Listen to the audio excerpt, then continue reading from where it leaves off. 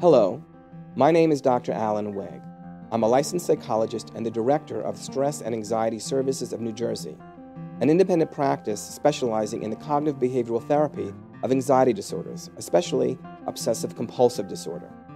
In OCD, a person experiences obsessions, or intrusive thoughts or images, which result in anxiety. The person with OCD will then try to lower or control this anxiety by engaging in behavioral rituals or compulsions. I have found that telling stories that in themselves have nothing to do with OCD or sharing metaphors is a wonderful way to get across the ideas behind the therapy and to help clients understand and commit to treatment. Over the years, I have collected dozens of these stories, and I recently put them into a book entitled OCD Treatment Through Storytelling, A Strategy for Successful Therapy, published by Oxford University Press. This short video that you're about to see will introduce you to 3 of these stories, and I have chosen ones that get at the very heart of what this treatment is all about. Here they are. A bee trap is a device that you can put in your backyard so that when you have guests over and a bee enters the yard, the bee goes to the trap and it doesn't bother you or your guests. And you can make a bee trap yourself. It's easy. This is how. You just go to the store and you buy one of those 2 or 3 liter bottles of soda, the one where the plastic is clear, not the green or the brown tinted. You empty out the soda, you take off the label, so you have a long, clear plastic bottle. You take honey, you pour it into the top of the bottle, let it go straight down, form a small puddle at the bottom of the bottle. Then about 2/3 of the way up from the bottom of the bottle, you take black electrician's tape, the kind of tape that they use on electrical wiring, and you start wrapping that tape around the bottle over and over and over again, slowly moving up past the nozzle, and then you snip it so you have a small opening at the top of the bottle. Once the honey is dried, you now take the bottle, you turn it upside down, and you take a wire or an open paper clip, and you now tape it to what was the bottom of the bottle, but it's now the top, so you can hang it upside down in the tree. What ends up happening is a bee enters the yard. It doesn't have a nose, it can't smell, but it can detect the scent of the honey. And it follows that scent up through the opening at the bottom of the bottle, flies up inside to the roof where the honey is, and even though the honey is dried, it can extract certain things from the honey. And when a bee is ready to go back to the hive, it's sort of programmed that when it's in an enclosure, like a cave or a hollow tree trunk, it knows that the way out is where the light is. So it goes to where the light is, which is everywhere, towards what is now the top of the bottle. But of course, it slams its body against the plastic because the bee doesn't get the concept of plastic. But why doesn't the bee just say to itself, well, duh, I'll just go out the bottom of the bottle where the opening is the same way that I came in. It doesn't do that because every single time it flies down towards the bottom of the bottle, it's dark there. We blocked out the light with the black tape. And so it feels like it's flying in the wrong direction and it flies back up, but that keeps it trapped. In order for the bee to escape the trap, what it has to do is it has to fly in what feels like the wrong direction. It has to fly into the darkness to fly out to freedom. What's this got to do with the cognitive behavioral therapy for obsessive-compulsive disorder? Everything. When you have OCD and you get anxious about whatever, your tendency is to either avoid or to do things to help yourself feel more safe and less anxious. The only way to really free yourself of the actual OCD trap is to fly into the darkness, to fly in the wrong direction, to move towards the very things that make you feel uncomfortable, to do the very things that make you feel more uncomfortable in order to free you. That is called exposure therapy because you're exposing yourself to the very thing that you want to escape from. But there are rules in exposure therapy, and the next couple of stories really review what those rules are. The horror story.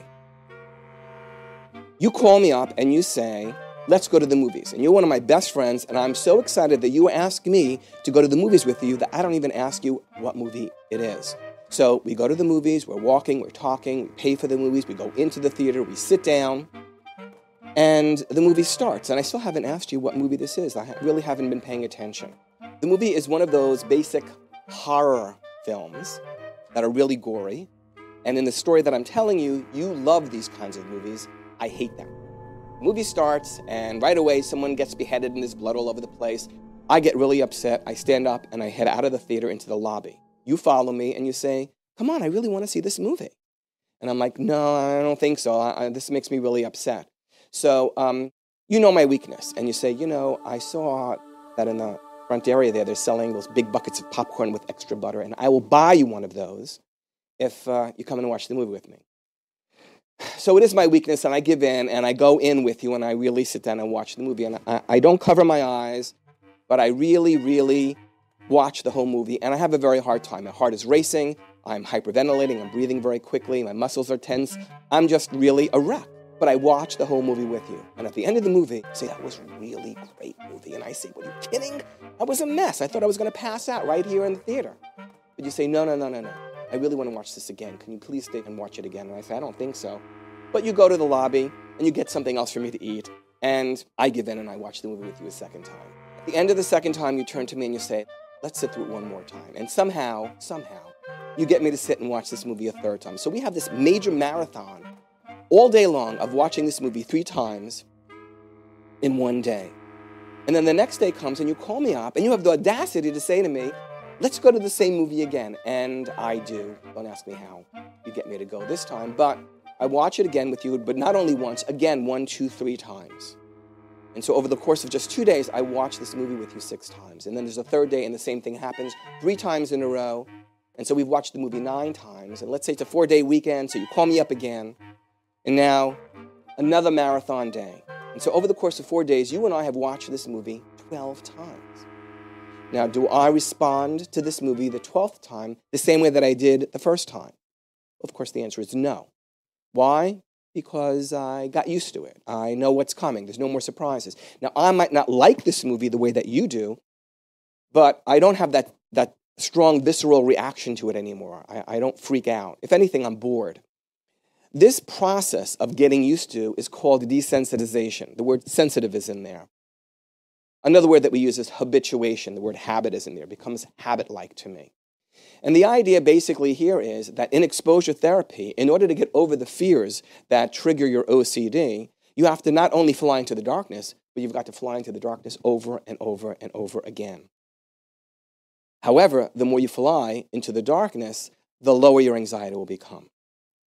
So a lot of people hear these 2 stories about the bee trap and the horror movie, and they say, okay, I understand that exposure therapy is the way to go to get over OCD, and I understand that I have to fly into the darkness over and over again, and if I do that, I will actually get over the fear, but I'm not interested. Why? Because I don't want to feel like you felt the first time you watched that movie. You know, that you were freaking out, you felt like you were going to faint. Those feelings scare me. They're too overwhelming, I can't handle it. Perfectly understandable. And that's why we have the third story, short story. Very, very hot summer's day. Very, very cold, unheated, in-ground swimming pool. There are 2 strategies for entering that pool. One is the running cannonball dive, where you throw your body over the deep end of the water, you stick your knees into your chest, make yourself into a ball, and plow yourself into the frigid waters all at once, scream your guts out, and about 30 seconds later, you kind of get used to the water. The alternative, of course, is to go over to the shallow end where the stairs are and very slowly introduce your feet, and then your knees, and then your thighs, each time letting yourself get used to the water a little bit before you move on. We call this, in cognitive behavioral therapy, gradual exposure therapy or stepwise exposure therapy. And the main difference between that and just doing exposure therapy is that you have real control over how fast you face your fears, you fly into the darkness. And so in the cognitive behavioral therapy for obsessive compulsive disorder, all we're really doing is we're identifying those things that you're really afraid of and developing a system where you do exposure therapy repeatedly over a period of time, starting with small levels and then building the intensity of that exposure until you can do the very things that are the most uncomfortable for you to do, thereby freeing you from the OCD. Hello again.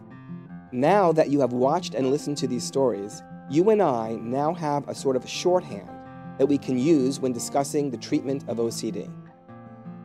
You understand that the paradoxical treatment of exposure and response prevention involves flying into the darkness, and that while you have to repeatedly go to the horror movie in order to ensure your recovery, you can still control at what end and how quickly you enter into the swimming pool.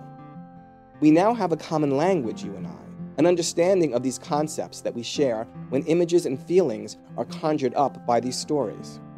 You more fully trust that I really understand what your anxieties are all about, and I feel more confident that you understand and are invested in the therapy. This is how storytelling in the treatment of OCD works. There are more than 50 additional stories in my book.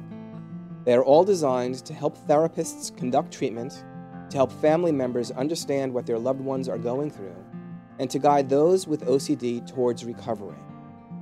Thanks for watching.